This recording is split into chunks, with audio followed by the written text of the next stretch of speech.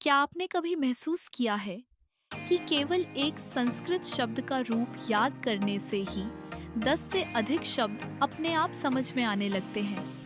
यही सामर्थ्य है नदी शब्द रूप की। संस्कृत व्याकरण में नदी केवल एक संज्ञा नहीं, बल्कि एक पूरा नियम पैटर्न है।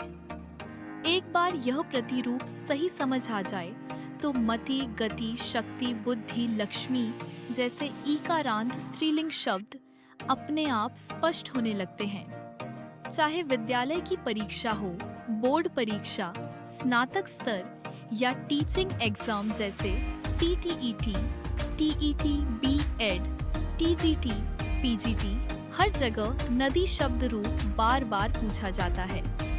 इस एक विषय की पकड़ मजबूत होने का अर्थ है व्याकरण में पक्के अंक का भरोसा। नदी शब्द रूप में केवल तालिका रटना लक्ष्य नहीं है। यह विभक्ति और वचन की भूमिका को समझकर अर्थ को पहचानने की कला है। संस्कृत में अर्थ शब्दों की स्थिति नहीं, रूपों से निकलता है।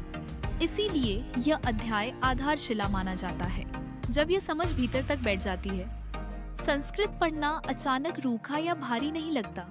भाषा एक लय, एक प्रवाह, एक सौंदर्य की अनुभूति देने लगती है और यही वास्तविक अंतर बनाता है याद करने वाले विद्यार्थी और समझकर सीखने वाले विद्यार्थी में।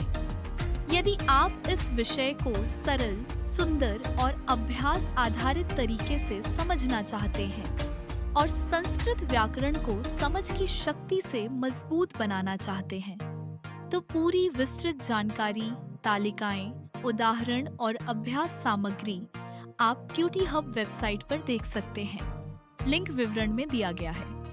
सीखने की दिशा सही हो तो संस्कृत आसान है। शुरुआत कीजिए नदी शब्द रूप से।